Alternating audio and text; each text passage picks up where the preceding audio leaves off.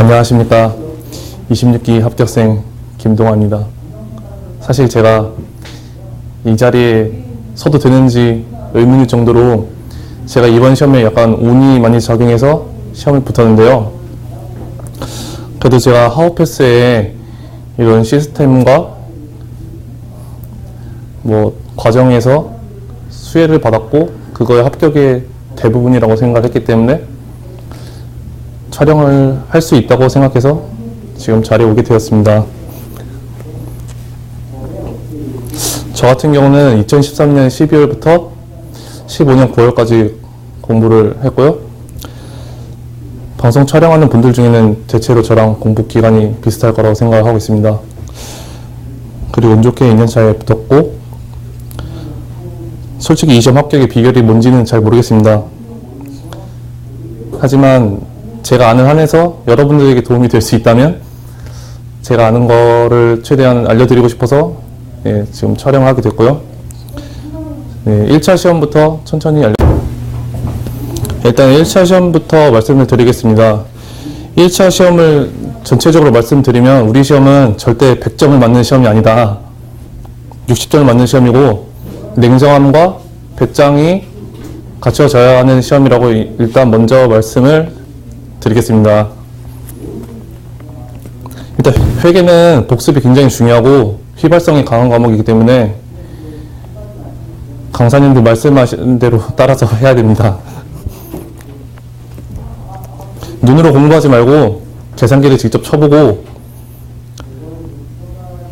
다만 강사님들이 중요하지 않다고 생각하는 부분은 제발 보지 마시고 넘어가셔도 상관없으니까 제발 넘어가세요. 그리고 혹시 나올까봐 지엽적인 부분에서 한 번 더 본다고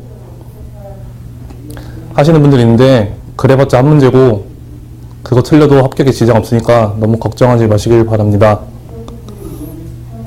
원가회계 같은 경우는 아예 안 보고 재무회계만으로도 올인을 해서 하는 분들이 있고, 그렇게 해서 합격을 하시는 분들도 있는데, 그 방법이 맞은지 틀린지는 제가 감히 말씀을 못 드리겠습니다. 근데 원가회계에서 거저 먹을 수 있는 부분이 있기 때문에 앞부분이라도 이렇게 공부를 해주시는 게 타당하지 않나라는 생각을 드립니다. 그리고 경제 말씀드리면 박태천 강사님의 강의를 들었는데요. 저는 경제를 운 좋게 2014년 경제를 72점을 맞았는데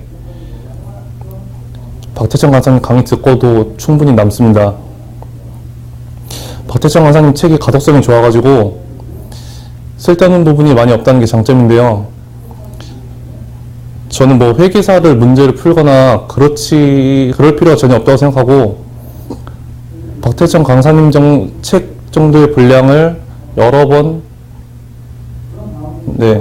보는 것이 차라리 더 수험에 적합하며, 가끔씩 찍을 때 센스 같은 것도 있는데요. 예를 들면 정말 모르겠는 문제인데 계산이 복잡한 문제가 나오면 얘를 거꾸로 문제에 대입해서 역산해서 푸는 방법이 있을 수도 있고, 숫자가 2나 3이나 5 이런 식으로 나온다 그러면 대부분의 계산은 곱하기이기 때문에 14나 이런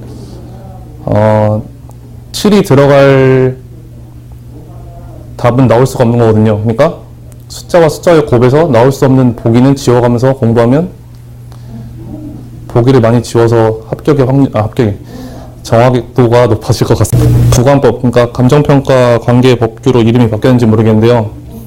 이건 그냥 기본서랑 문제풀이 그냥 과정만 따라가시면 되고요. 요약집이라 그래가지고 사람들이 많이 보는 게 있는데 그거는 꼭 보셔야 될 것 같습니다. 저는 시험 보기 전에 한 5번 정도 보고 들어간 것 같습니다. 민법을 말씀드리면 이찬석 선생님의 강의는 제가 이거는 87점을 맞았는데요. 이찬석 선생님의 강의는 감정평가 강의를 넘어서는 강의고, 이거를 보면 변리사 문제도 풀 수 있습니다. 근데 이거 보고 떨어지면 진짜 열심히 안 하신 거고요.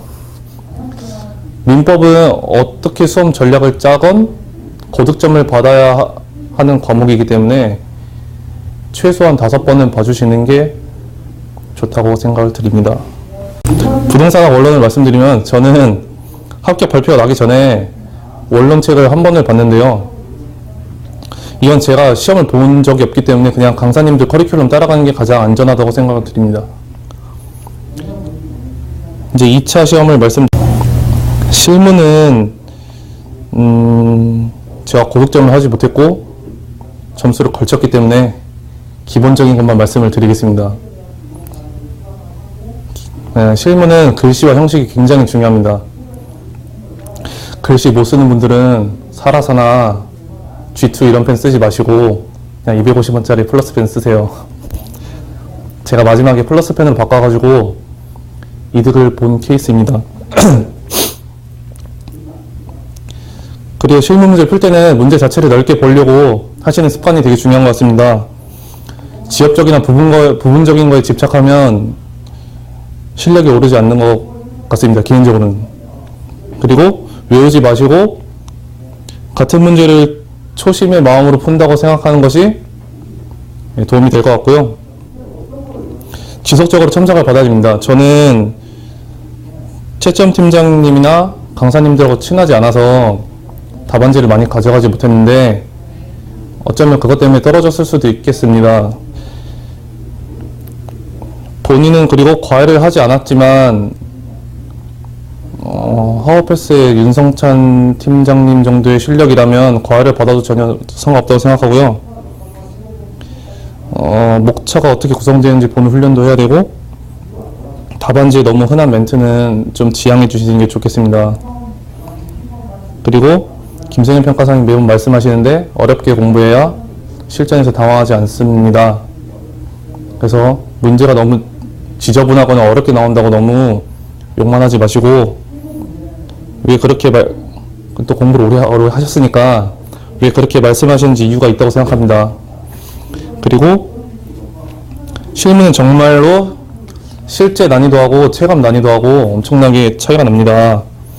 김상환 평가사님도 매번 시험이 쉽다고 하시지만 따로 말씀하실 때는 실제로 가면 어렵다 이렇게 말씀하시기 때문에 실제에서는 마음가짐을 더 굳게 먹고 할 수 있도록 미리미리 연습을 하시는 게 좋을 것 같습니다. 그리고 마지막으로 실무는 시험장에서의 배짱과 과감함이 엄청 중요합니다.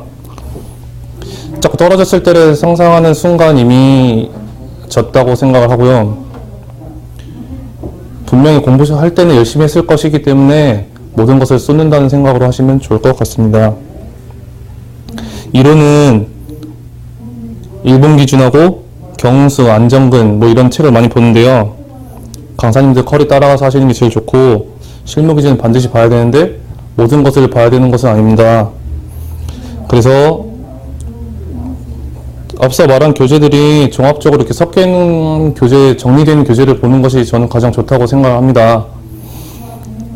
그리고 이거는 제가 개인적으로 되게 강조하는 부분인데 문장을 간결하게 짧게 쓰고 자기만의 세계에 빠져가지고 비문을 남발하지 마시기 바랍니다. 이론을 모르는 사람도 이 글을 읽었을 때 무슨 글인지 알 정도로 그 문장을 쉽고 간결하게 쓰시기 바랍니다. 그리고 어느 정도의 소설 쓰는 필력이 필요하다고 생각합니다. 그래서도 감점은 최대한 당하지 않는 그런 방어적인 훈련법도 필요하다고 생각하고요. 실무나 법규에서 배운 내용이 이론에서 쓸만한 게 있으면 그건 과감하게 쓰고 첨삭을 받아서 쓸만한 내용을 건지시기 바랍니다. 그리고 다른 강사분들 예시 답안 이런 거 많이 보실 텐데요. 자기가 그 예시 답안을 여러 번 봤는데도 이해가 되지 않는다. 그런 분의 예시 답안이나 뭐 강의 이런 거는 저는 되게 별로 안 좋다고 생각하거든요. 그러니까 예시 답안을 봤는데 글의 가독성이 좋다. 그리고 읽기 쉽다. 이런 분의 강의가 더 개인적으로 좋은 강의라고 생각을 합니다.